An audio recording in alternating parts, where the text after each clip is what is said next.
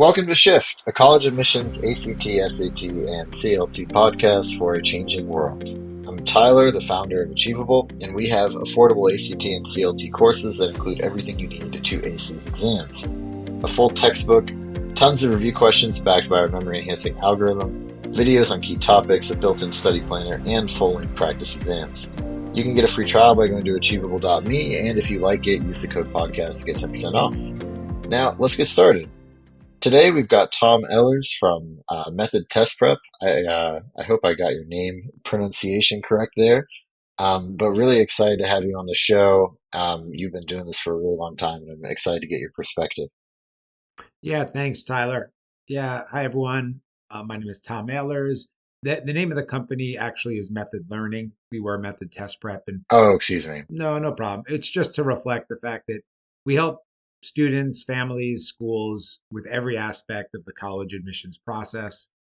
We do a tremendous amount of SAT and ACT prep, but we tutor for every grade and every subject. And then we also help families with every aspect of college counseling. So helping students come up with an appropriate list of schools and working on their resume, their essay, their applications, and then also making sure families don't overpay for college. And we do have about 1,000 schools around the country that provide our methodized platform for all the students at the school. This way, there's full and equal access for all the students in that community. So yeah, excited to be here, Tyler. Yeah, likewise. Well, great. Then I think, I'm really excited to talk about today's topic, which is something that ironically we've missed. We've talked about, how to plan out all 4 years of high school or even from middle school onwards, right? When it comes to college admissions and test prep and things like that. And we've obviously talked about, what to do junior year, what to do senior year, but sophomore year, 10th grade. I feel like this is one that maybe a lot of people overlook. I think a lot of parents still kind of say, all that college prep stuff starts next year, junior year, right? But I feel like you can accomplish a lot in sophomore year that can set you up for success. Yeah, for sure. And there's a lot to kind of dig into. The first thing that I've been saying for the last 26 years, I always laugh when I say that it's been a long time, is I do want to emphasize to families that 10th grade is the year to really focus on your GPA, focus on your classes. And obviously, if you're working very hard in your 10th grade math class, in your 10th grade English class, and your other classes, social studies, science, that's excellent test preparation, right? That's Mhm. time very well spent because those are all the skills that are going to be on the PSAT and SAT and ACT, um, reading comprehension and grammar and math. So I we get a lot of families who want us to start early with students, high achieving families, motivated families, type A type families. And I just say to them that we could start doing, one-on-one private tutoring for the SAT, ACT in 10th grade, but we really don't need to. And obviously, I don't want to burn a student out. And I don't want students to have the wrong impression about this whole process. The SAT and ACT are very important as far as Mhm. college and that, but I don't want to blow them out of proportion, right? So the first thing I say to every family about 10th grade is, um, we do not need to start test prep. Now, again, if you're going through your classes, then you're effectively doing test prep. Now, what's Mhm. interesting, Tyler, is that for the first 11 years that I was helping families, I didn't have kids myself. And now for the last 15 years, being a parent, and now my son and my daughter, we have twins, they're in 10th grade. So it's interesting to be on with you today and to be talking not just as a test prep professional, but also as a parent. And so, our son, he's a typically developing kid, and we had him take the PSAT as a 10th grader. I took the PSAT when I was in 10th grade, many years ago. But I just told him, like, just try your best, but don't worry about what your score is. I don't know that taking the PSAT in 10th grade helped me tremendously. I don't think it hurt me. I think it was just good to kind of get my feet wet. So that's what I tell parents, like, hey, you take it And one thing to say about that, though, Tyler, is um, I think what's a shame is a lot of families, the student takes the PSAT in 10th grade and then kind of blows it off in 11th grade, right? Either doesn't take it or doesn't take it that serious Hmm. because, they feel like, hey, why am I doing a practice test again? And so what I've been sharing for 26 years now, just kind of shouting from the rooftops is if you're gonna not take a PSAT seriously, make that your 10th grade one. If there's one that you're gonna skip the PSAT in 10th grade, take it in 11th grade. It was really Hmm. designed right for 11th graders. So and then our daughter has a variety of learning differences, and so we ended up I just said to her, "Hey, do you want to take the PSAT?" And at first she said she did, and that would have been fine with me. And then she ended up saying, "You know what? I'd actually rather not." And I said, "No problem." So again, I think part of just having a healthy attitude towards this whole college admission process is for sure it's a case by case, right? And not a one size fits all. Nothing with children is a one size fits all. And just not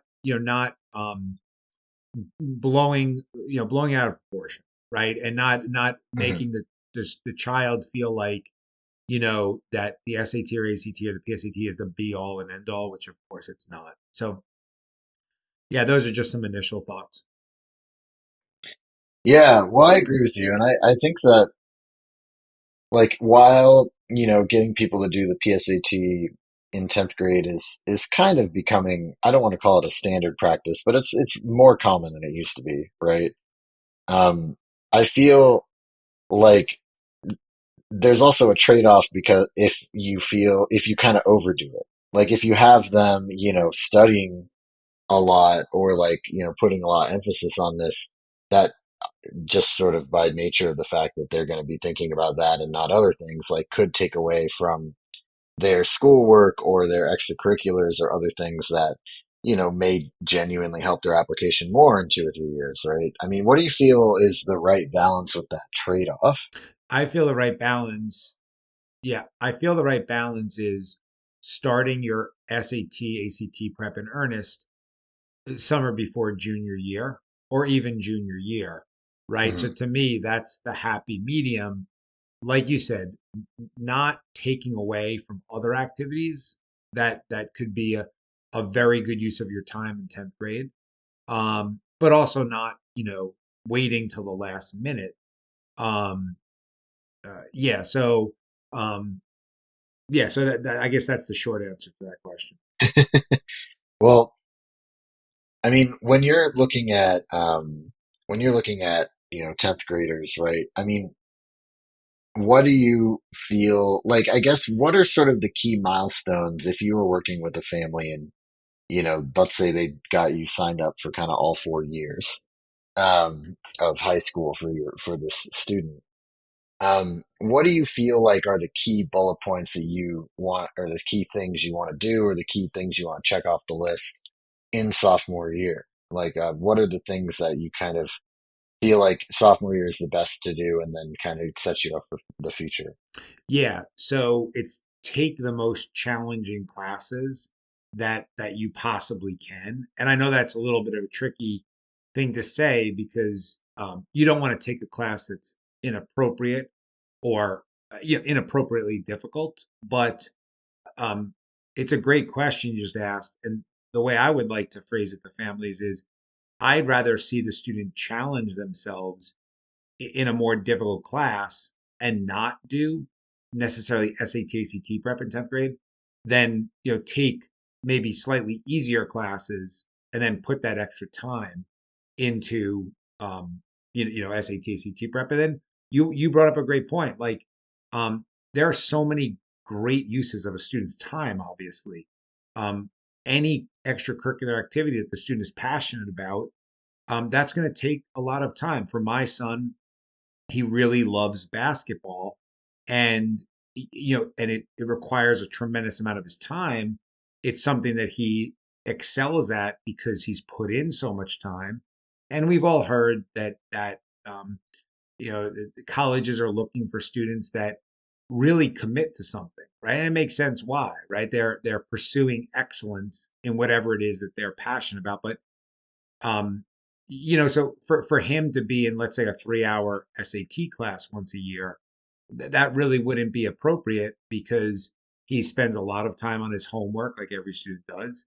He spends time not just playing, he plays basketball, but he also plays volleyball. Obviously, most students or most high school 10th graders don't get enough rest. So, right, Mm. sleep has to be prioritized. So that to me is the smartest use of time and, kind of a healthy mix of things for 10th grade.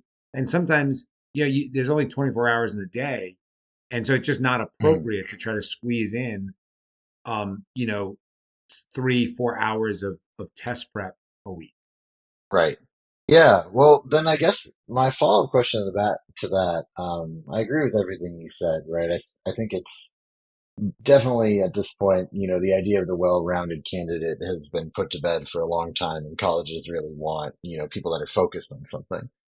Um, and I think that all your advice makes a lot of sense. I'm curious then where you feel like maybe people are not doing this right now, right? Or maybe like what are kind of the common gaps when you start talking to parents of children this age where you're kind of going, yeah, going into this call, I'm expecting that they're probably not doing these things and they should be. Yeah, well, I think a couple things. One is the parent has a misconception about what uh, test prep actually is, right? So there's always this, how much of it is strategy and how much of it is content. And, there's no simple answer, but the framework I give people is being successful on the SAT or ACT or PSAT, it's 80% content and 20% strategy. What I mean by that is, sure, there are plenty of test taking strategies, time management, those types of things, right? Right. But for the most part, it's understanding the content and the concepts, right? It's becoming a more thoughtful, stronger reader. It's understanding sentence structure and grammar and punctuation. It's all of the fundamental math concepts that you need to be successful in life. So the point is, again, if a student is working very hard in their academic classes, that's the perfect preparation. So I guess maybe part of my answer to that question, Tyler, is I want parents to understand, like, if their kids are successfully taking challenging classes, then in effect they are preparing for the SAT and ACT and PSAT. And the last thing we want to do is put this undue stress or anxiety in a family, where the parent maybe feels like, oh, my child is quote unquote falling behind because other people are doing these very intensive test prep or tutoring regimens during 10th grade, um, right? So part of it is just the kind of that, again, that sort of anxiety aspect. So that would be one thought. Yeah. Yeah. I mean, I think that the 10th grade is definitely, I think, when the anxiety starts to kick in, right? And I mean, obviously, I think there's always going to be somebody else out there somewhere who's doing more than you, right? Like Yeah. through this job, I've met high school students that have already had a published book, right? I'm 36. I don't have a published book, right? It's like Yeah. you can't compete with everybody like that. But I think, there's probably some good kind of like, for lack of a better way of putting it, like blocking and tackling things that you can do to make sure that you are not genuinely just fooling yourself and falling behind and that, your kid is doing the right thing. Now, when you say taking it, like, I think one of these is, as you mentioned, that they're taking advanced coursework for their age, right? Or that they're doing well on their coursework. Because at the end of the day, the SAT tests what you learned in high school. I'm curious, like, kind of if you have a benchmark for that. Obviously, nationwide, it's going to be a little different, but what are some things, I feel like sophomore year, like, it's a little early for AP classes, but is that something people should look at? Should they be, working on Algebra 2 at that point, right? Like, what are kind of like the benchmarks that you recommend people kind of look at to just true up against everybody else? Yeah, well, first thought is the College Board has done a really nice job in their Blue Book application, which is the application where students are going to take the actual PSAT and SAT. They have full length practice exams that are very authentic, and they have a PSAT 9, they have a PSAT 10, they have a PSAT 11. So very appropriate for a student to just, carve out a couple of hours, take a PSAT 10, and get a really Hmm. accurate sense of kind of where they stand. And that's, again, it's only a couple of hours, right? So it's not inappropriate. And so that's one really smart benchmark. The thing that I would always caution against is not to worry so much about the score, in the sense that what's more valuable and more important is look through the questions that you got wrong, because what always happens is many of the questions the student got wrong, they had it down to a 50-50 and they just didn't know the rule or the concept. And so once they either read the explanation, that's right there on the in the College Board app, or they have a teacher or tutor, or a peer show them or explain to them how to do that question, a lot of times the reaction is, "Oh, that's all you had to do?" Like, like that's very Right. easy to understand. And so the point that I try to make to kids is, if they get a score, and look, I joke that the SAT or PSAT or ACT, it's like golf, and no matter what you score, you always think about the few shots that you feel like you should have made. And so it's like very few people are like completely satisfied by their first, PSAT score. So what I Hmm. tell people is, okay, you got a score that you're a little or even a lot disappointed by, but how many more points would you have gotten just knowing like a little bit more? And so kids don't realize they're actually closer to the kind of score they want to get than they think. And um, by the way, it's important. I really like to frame it like this to students because, like everything in life, yeah, you always want to simplify things. And so, in simple terms, getting one more question correct on the SAT often results in a 10 or even a 20-point increase on your score. So, the way I like to frame Right. it to students is, if you get five more math, five more grammar, five more reading, that's a 150-point improvement in your score. And when I share that with students, I can just see them becoming more relaxed. I can see their body language. They become a little bit more motivated, more confident, more optimistic, because deep down inside, they're like, you know what? I could do that. I could learn to get five more math, five more grammar, five more reading. So, so yeah, that's a very good benchmark. Is take a PSAT 10 in 10th grade, and then whatever you score, look through the ones you got wrong, and you'd probably be surprised how many that you really didn't miss by a lot, and that are very easy for you to understand. And then, of course, these are standardized tests. They have to be Hmm. the same concepts over and over again. So you're going to see a very similar question um, moving forward. And so that's number one. Number two is, when you ask about like Algebra 2 and AP courses, it is just so case by case. And I know that sounds like a cliche, but like at my son and my daughter's high school, they just have like a different way of doing things than like the school right down the road. And so like my son, it's pretty standard to be in Algebra 2 if you're in 10th grade, if you're pretty good in math. Like that's kind of like the honors track, which so many students are in that track.